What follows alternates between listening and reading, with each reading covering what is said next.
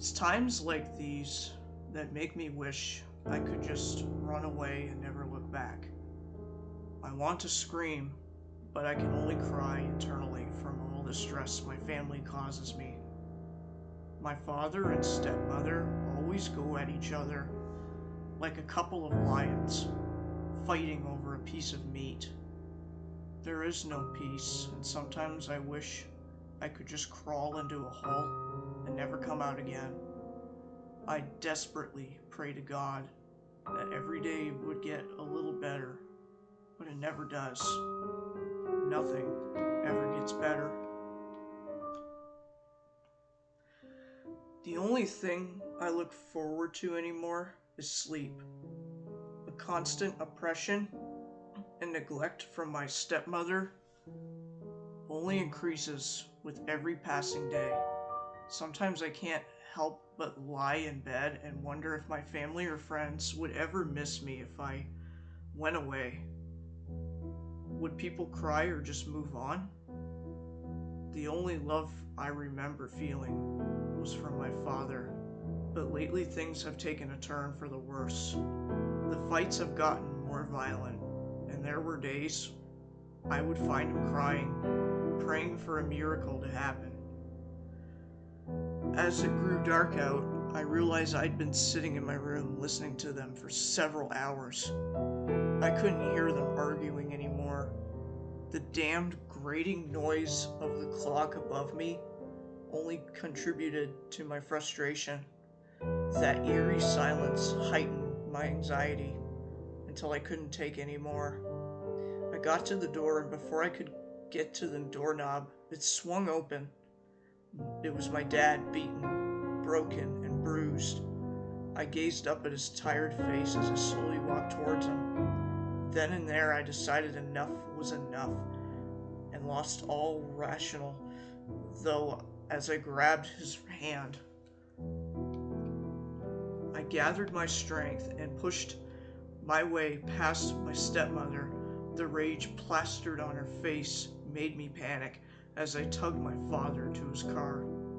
I got him into the passenger side and scooted over to the driver's side. I frantically locked the doors as I looked for my father's car keys. I could hear my stepmother growl words as she cursed out my name. "Alexa!" She yelled out in a hoarse voice. My only thought was to get my father away from here as fast as I could. I panicked as I struggled to find the keys in the little light I had. A sudden loud bang on the driver's side window sent me into a state of shock as my eyes snapped back to it. I screamed in terror as my mother slammed the baseball bat against the window again. This must have been enough to finally snap my father out of his haze. He suddenly grabbed me and shoved me out of the seat. He grabbed his keys from the glove compartment and started the car before speeding off, leaving a trail of smoke and skid marks behind us. My panic only heightened as we flew down the road. I pleaded with him to slow down, but he only sped up more. I could feel the car start to spin out of control. The sudden thrashing shook both of us violently before I heard glass shattering. The seatbelt that had kept me secured broke, and suddenly the world went black. I felt so isolated. The cold, hard ground beneath me sent goosebumps along my skin as my eyes snapped open. I was gripped with a sudden strong pain as I sat up. My head was pounding from the hard landing. I tried to steady myself and realized that all I could hear was the hollow sound of the car alarm. There wasn't any other noise. Even the cool breeze that touched my skin was silent. I slowly brought myself to my feet as I looked around. Something was wrong. "Dad?" I called out, but there was no answer. I hollered out again. Still no answer. I started to scream over and over again in my dismay, only to hear silence, to such an extent that my throat began to hurt. I had to stop before I not only lost my father, but my voice as well. I was worn out, and I couldn't stop rubbing my eyes. The more I did, the more the light around me started to fade into darkness. I felt uneasy as I opened my eyes. I was suddenly blinded by a single spotlight, and everything around me seemed to fade away. I could hear a faint jingling sound echo around me that was followed by laughter. I could feel my anxiety welling up again as I called out, hoping it was my father. Hello? Dad? I waited several minutes for a reply, but none came. It only seemed to confirm my worst fear. I felt the hairs on the back of my neck stand on end as an overwhelming presence seemed to appear behind me. I turned around quickly, and there, in colors of blue, magenta, a teal, stood a towering jester. The jester carried a mischievous, lazy demeanor. He looked bored and quickly took notice that I was standing there. He didn't say a word. The only sound was the faint jingling of the bell tied to the ends of his blue hair. I couldn't break my gaze away from him. His flamboyantly vibrant features brought out so much life and made him stand out that much more. The jester came closer to me with a grin that I wasn't sure I could trust. I didn't understand where he came from or how I came in to be in his dark oblivion. Without a word, he started to do tricks that would awe anyone, one of which made a purple balloon with a smiley face mystically appear in his hand. He looked to me again with a smile that, as he offered it to me, I didn't take it from him. I didn't know where he came from, much less what he was. I drew back slightly as my thoughts returned to my father. I had to find him. I didn't have time for this.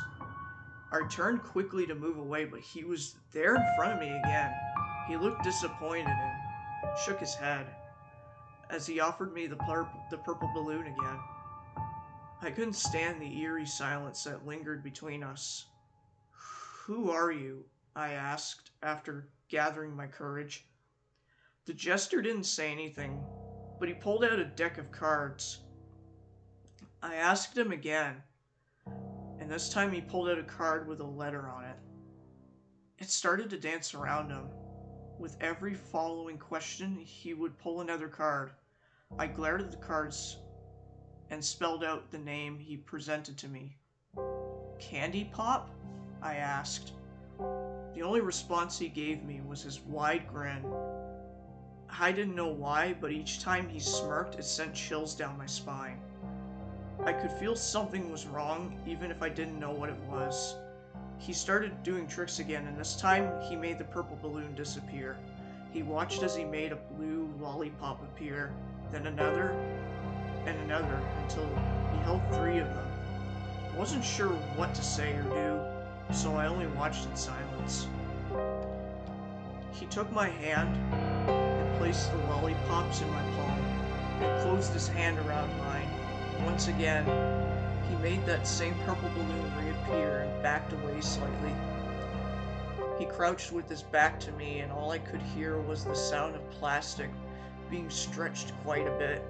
When he turned around, he held a flower-shaped balloon. Candy Pop's smile was sweet and kind as he offered me the balloon again. I wasn't sure why he was so persistent for me to take a balloon. Maybe he really was just trying to befriend me? After a moment, I finally decided to accept the balloon. I examined it before gazing up at Candy Pop. His expression had changed from that kind sweet one to something sinister. I quickly backed away and hugged the balloon to my chest tightly.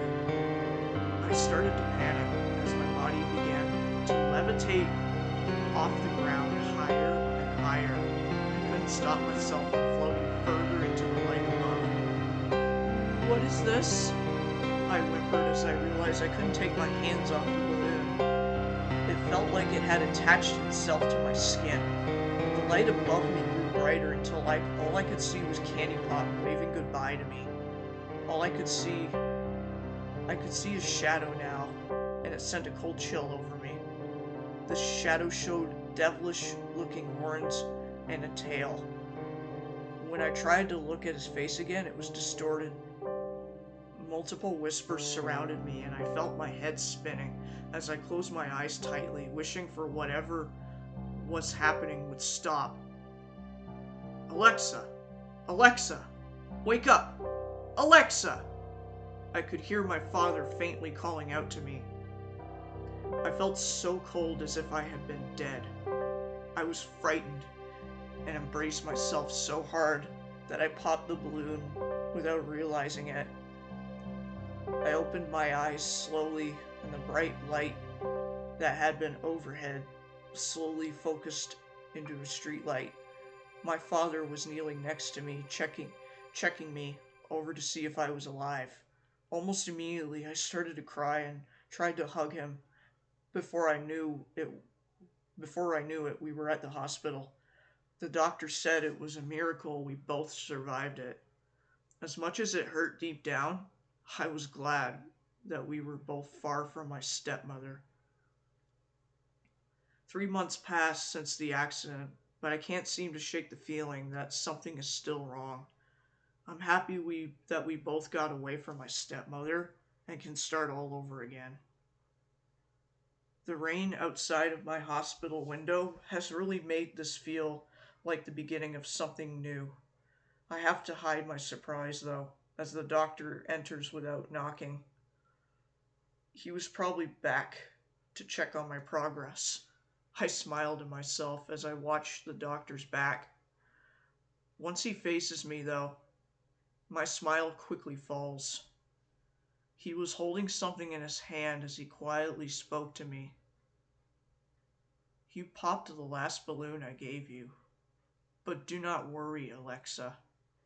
I got you a new one.